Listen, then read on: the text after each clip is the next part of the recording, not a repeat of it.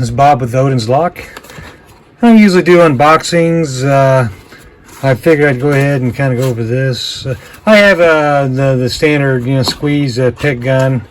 I come across several YouTube videos where they talk about I think a UTP-1 pick gun, Eagle Mini pick gun. There's different versions. Clom has some really nice ones. South Ord has some really nice ones. HPC has a decent one.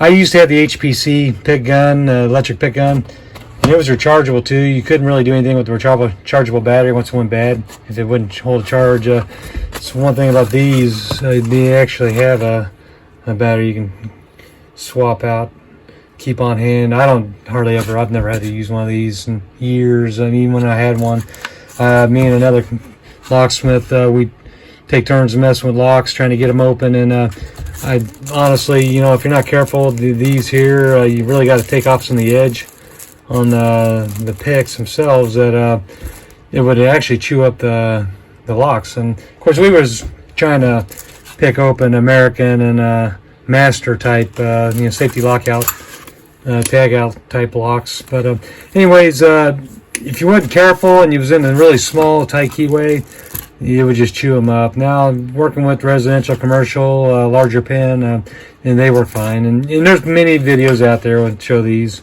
type of picks, these pick guns. I'm not going to go through the whole spiel about how to use them, but I'm just going to show you the benefits, features of this one in particular. You can buy them online. They're all different prices. By the way, they talk about this ultra fire battery being, it will cause a fire. I don't know that for sure. I just hear people talk about it.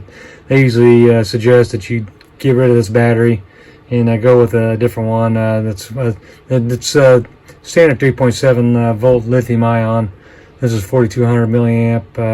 The number 18650, but it's Chinese, I'm sure, so it's probably not under the same specifications that we would normally do. But as far as the rest of the craftsmanship of the tool, it's nice, it's adequate, and it does everything it's supposed to do. And I wanted to mention with this in particular too, the charger. I forgot to specify the charger. They had the other style, 2-prong. I need standard, but I already had one that I could use, and this one here was actually USB, so I just hook it up, and actually there's two of them. I think I bought this for $7. So it's like I don't even really need to worry about this. I just haven't gotten around to seeing if I want to adjust that into that or not. Probably not. Just leave it like that. I'll probably hardly ever use this. It's just another tool in the bag to have, Let me see here. I'm going to put this together. And it's positive.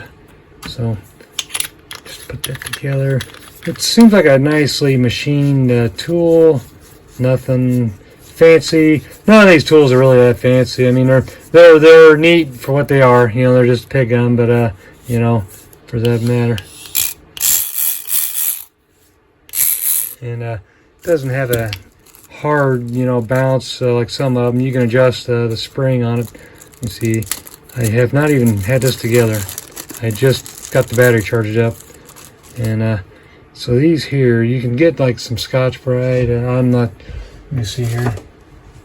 Sandpaper, Scotch-Brite, something to kind of take some of the edge off. There is a square edge. It is stamped. So if you get more of a radius onto this, probably will help keep from chewing up your keyways so much. And I've seen people do this both ways. They'll do it like this or the other way. Upside down, as I would consider traditional. But I'm just mumbling here, sorry. So you put that in there, lock it in, and there she blows. It doesn't really, you don't have to worry so much about it stalling. Should do the job. If you're stalling it, then you're probably doing it too hard. So should work. Should do exactly what you need.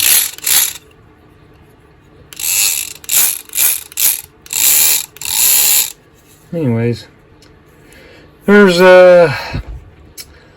many different variations. I've seen some of these with the caps where you just pull there's like a little access door, you can slide that out and then the battery falls out and then you slide it back in.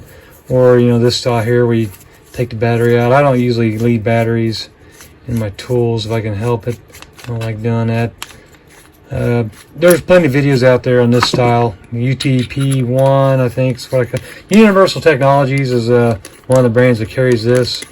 They may put their name on it. It may be a different variation with just a different end piece. I don't know, but it's not a bad looking tool.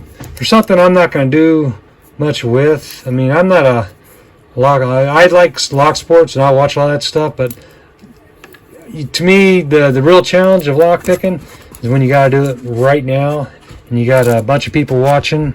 The whole doing it on video and then talking. I love watching those videos, but what stresses me, the challenge to me is when you get called, out to a job and you got to open a door. I mean, at that point, even a simple KW1 can kind of throw you, because you just don't know what the bidding's going to look like. It could be a high-low. It could be, all, 3, 4, 5, 4, 3, no variation. But, it could be the lock's gummed up. It could be the lock didn't work, and they just didn't know that. And I've come across that where found little toothpick shards in the lock, and they say they're locked out. They think they had the wrong key, but in reality they had the correct key, but it just wasn't going in all the way, and it wasn't pushing in because there's wood shavings in there from someone who was messing with the lock. But anyways, that's all I really want to go over on this. That's a UTP variation. This is an Eagle Mini electric pickup. I think I bought this on AliExpress. There's other carriers. Some of them are sold out. They're kind of hard to get to. I ordered this online, and I like the case. My HPC did not have a case to sit in, so like it always just kind of, I would lose all the little components that went to it, and the charger was hard to find too. Unfortunately, I need to do some of this charger. I thought about buying another one of these, but that's just like this. They're like $4. They don't cost much. If I do an order on Amazon, I'll go ahead and probably upgrade to that. Get something smaller and just use this for some other stuff. I don't really do much 3.7 volt, but you can use it by the other charger. It comes with the battery. It's probably a better battery than what this came with. That Ultrafire I have heard things about, but I don't know. I'm not going to say it's true. But I'm hopefully, let me reach over here. Hopefully I'm going to get to install this. It looks like it's going to rain all next week, and this is my rear view mirror piece I'm going to do on my step van, and hopefully that'll get put on. The problem I'm going to have is finding a place to mount that on. Most vehicles have a rear view mirror right there already, and this step van doesn't, so I'm going to probably make something and then mount that to it.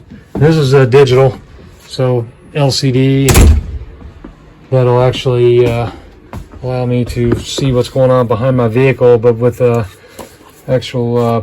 camera, and I have a G-Shock where it'll start recording if there's a, maybe I get hit or hit something, or a hard bump or something, to make sure that it's recording something. It has a front-facing camera. I've already kind of done a video on this. I'm just talking about it now because I still haven't got it put in. I'm getting there to where I have to start moving on some of these things. I still need to fix a leaking wheel cylinder on the step van. It's leaking on my right rear wheel cylinder, and it's a drum brake, so I got to pull that whole thing apart. So finding parts for a 1974 GMC step van, it's not too hard, but there are some things that do kind of complicate things.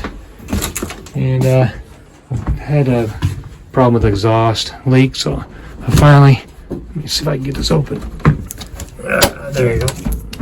I put a rubber seal around there to kind of keep some of this gas from getting in here. My engine that's in there, it's a straight 6. It's 292. Let me put that up again. My V8 is in the shop right now getting machined. They have the cylinder heads. They've put new hardened valve seats in it because it's an older block and older engine.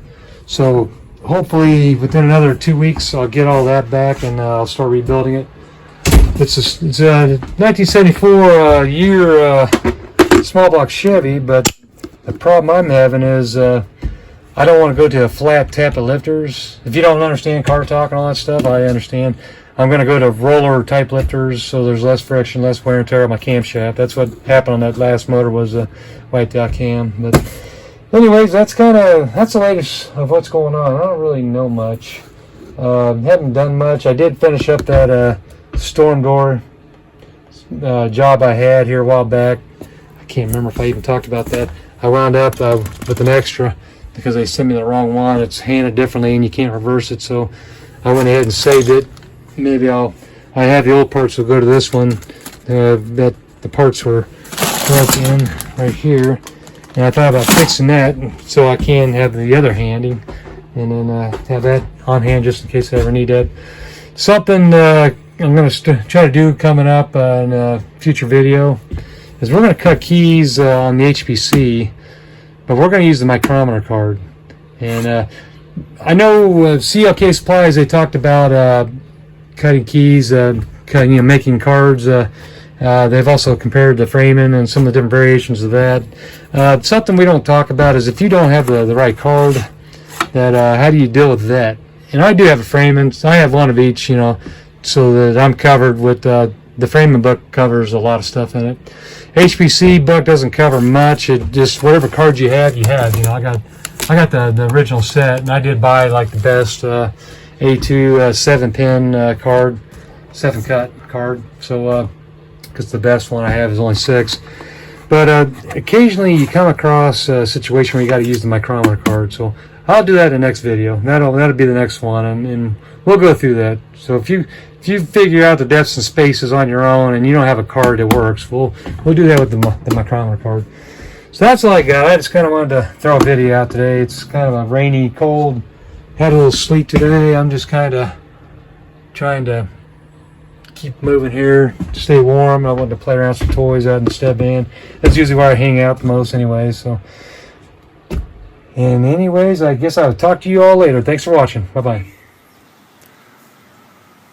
I wonder if that's filled. Oh, yeah.